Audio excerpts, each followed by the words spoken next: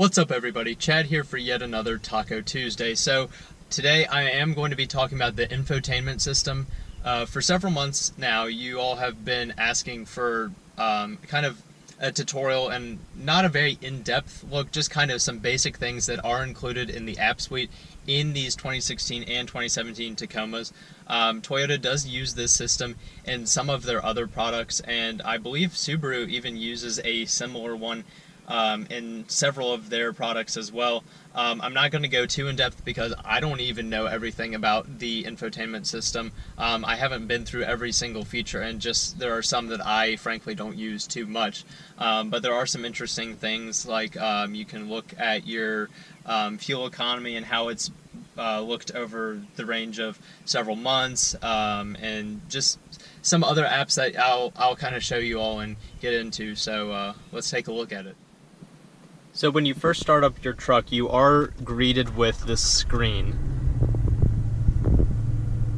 Now you can change your startup screen through a few different apps in the infotainment, and you can set it up to have a few different ways. I have it set up so there is the 3-tier screen, so you do have your time, where your audio controls will be, and your navigation. Let's see, let's get into something. So if you hit apps over here, you are greeted with this kind of a 4x2 pattern here. So this is standard. I haven't changed anything around. So you do have your navigation, audio, phone, messages, eco, setup, traffic, and weather. And then you can reorder it down here with this button. And then of course there is one more, and that is maintenance. So we'll start with maintenance actually.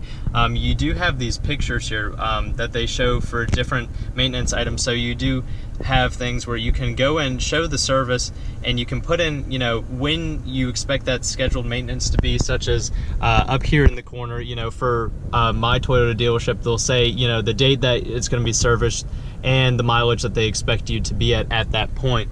So you could enter that into the system, and it will give you reminders. There are things like tire rotation, engine oil, filter, tires, brake oil, coolant, wipers, brake pad, you know, all those types of things. You can say when it was replaced and when you expect it to have a service done to it. So let's go back here. We'll go to navigation, for instance. So you can see your current location. It's a pretty standard navigation app. You can, you know, put in destination, your address, points of interest, previous destinations, address books, emergency things, coordinates, which I find to be pretty cool. You can actually enter your latitude and longitude if that is provided to you through some sort of thing. If you're wanting to kind of get to the top point of a mountain and you have the coordinates for it, it'll take you as far as it can via the roads. Let's see, back here, we're going to go back to apps. So setup, when you go through here, here's the home screen. I currently have it as clock, audio, navigation.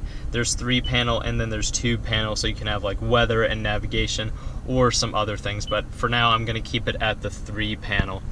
So you do have audio settings. You can go and set different number of presets, which I think is kind of cool. 36 is actually way more than I use. I probably only have 6 radio stations preset. Let's see, what else is there? Bluetooth setup, that's pretty standard. Let's see, what else? There is, we'll go to general. So you can set the clock, you can set your units of measurement for wherever you happen to be in the world. You can turn off the beep that I have, so obviously that's not happening anymore, but I keep it on just so I know for sure when I'm driving that it actually is engaging and is actually being used. You have your weather, temperature units. You can auto detect an iPhone app if you have that app installed. There isn't anything for Android that I've noticed, but Bandit has an Android phone and he actually hasn't had any problems with his. So for those of you that do have Android phones, they do work nicely with this system. You can go down here and select software updates and update. There isn't any available for mine at the time, so I'll leave that be. You can, one thing that I know a lot of people want to know about is customizing your startup screen image. So when you go to that, as you saw in the beginning, you do have that Toyota there in the center stack. And you can actually, if you put a USB drive into this down here with a picture on it, you can select from that and have your startup image be something different than the standard Toyota emblem and name. I will probably just keep it at what it is right now. I can't exactly think of anything other than maybe a picture of my truck, but that's kind of silly considering I'm sitting in it right now. So let's see, what else to look at? Language, you can change that. Let's see. Driver, this is another interesting one. Let's see, hang on. My mistake, that's not what I wanted to select. Vehicle customization. So you can set the door lock settings. You can have it automatically lock or unlock when you're shifting from park into drive or drive into park, reverse into park, any of those.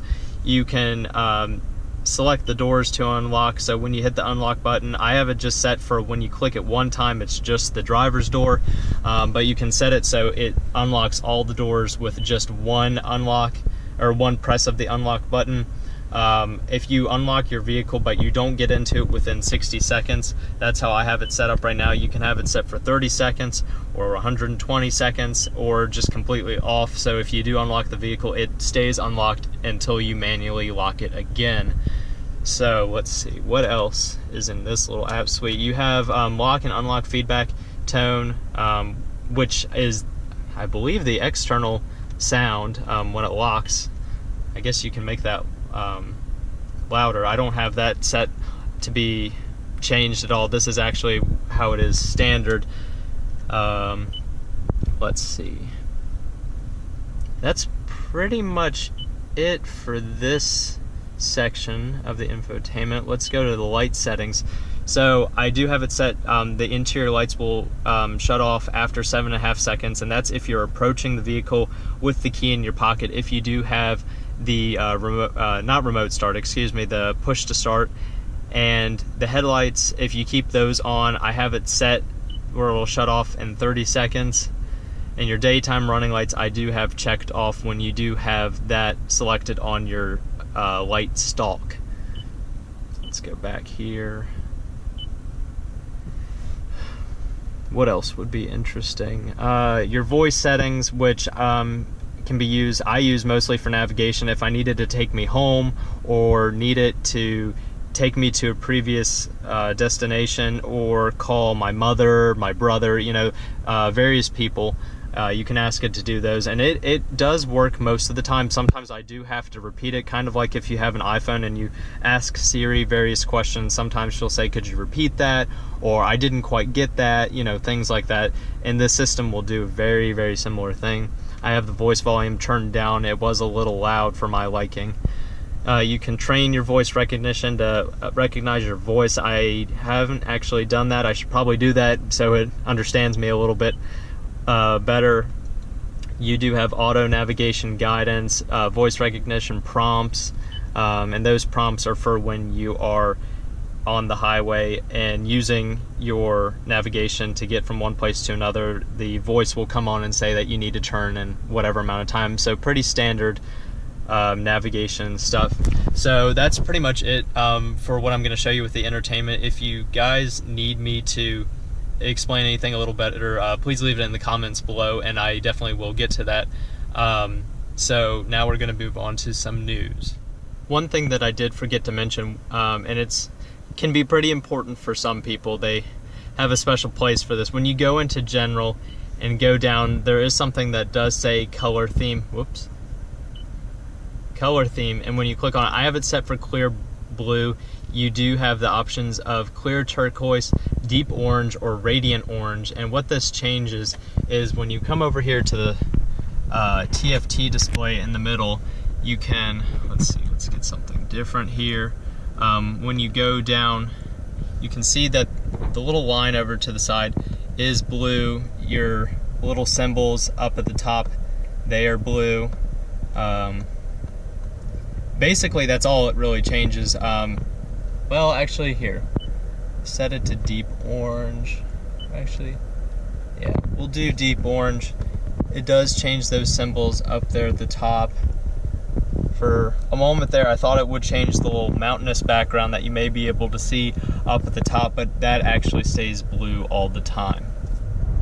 As for news this week, last week Ford did release power numbers for the 2018 lineup of their F-150 truck. Now, I can't remember the exact numbers off the top of my head, but for the most part, the engines did get a power increase both in torque and in horsepower for various engine options. As I had said several months ago, they do have a new base engine. It's a 3.3 liter naturally aspirated V6 with dual injection, just like these Tacomas. The power numbers and that, as far as torque, are actually identical to this truck. I don't remember exactly what horsepower was. It may have been around like 290 or something like that. But the 6-speed automatic is the only transmission available for that engine, but every other engine that you pick, including the V8, will get the new 10-speed transmission. As far as Toyota news goes, last week Toyota did officially announce that the 2018 Tundra will not include a TRD Pro, just as we had said a few months ago. So this could mean a few different things, but for the most part, I believe that it'll be just the same thing as with the Tacomas. They took a break when they did change over to these third generation trucks. For the 2016 model year, there was no TRD Pro, but then they reintroduced the TRD Pro Tacoma with the redesign in 2017, new for this year. So I believe that they will probably bring back the TRD Pro Tundra at some point. It may not be back for a few years, though. I don't know if this will be just a 1-year hiatus or a couple year until they do release the new generation Tundra, whether that's in 2019 or 2020. I'm not exactly sure when they will be releasing that, but I'm sure more news will come out on that maybe within the next year or so. In addition to that, with some more Tundra news, Toyota did say that they are dropping the regular cab Tundra, what we know as maybe a work vehicle, just as they did with the Tacoma. I believe it may have been 2014 that they dropped that from the lineup. And there are a couple reasons for that. There's just not such a high demand for it. Toyota had said in the numbers for the Tundra that those regular cabs only accounted for 0.4% of their sales. And I believe that was 2016 numbers, or it may have been thus far for this year. But either way, that isn't very many vehicles at all, because most people, I guess mainstream buyers, people that have fleet vehicles, don't necessarily buy Tundras for the fleet. I mean, there are some that do for their work vehicles, but not nearly as many as maybe some of the big three here in the U.S. domestic market. But, you know, I think it's kind of a cool package to have the option of a regular cab.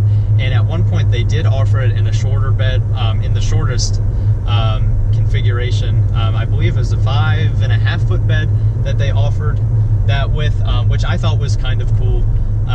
But they don't have that anymore. I believe they just have the 6 foot and the 8.1 foot bed. I believe, I can't remember the exact number, but that will no longer be offered for this upcoming model year, because Toyota just can't justify having to devote 0.4% of, you know, their capacity, and they're already at, I believe, over 100% capacity with building their Tacomas and Tundras, because I guess they're just in high demand right now. But only about, I believe it's like 200 that they sold this past year of that regular cab, and that's just not enough for Toyota to justify it. And I guess they just couldn't find that niche in the market with the regular cab Tacoma and Tundras of today, because most people want a little bit more room with an XS cab or a double cab. Or in the Tundra's case, a double cab or a crew max. So that just about wraps up everything I have for today. Thank you all very much for watching. Have a fantastic week, and I'll catch you next time.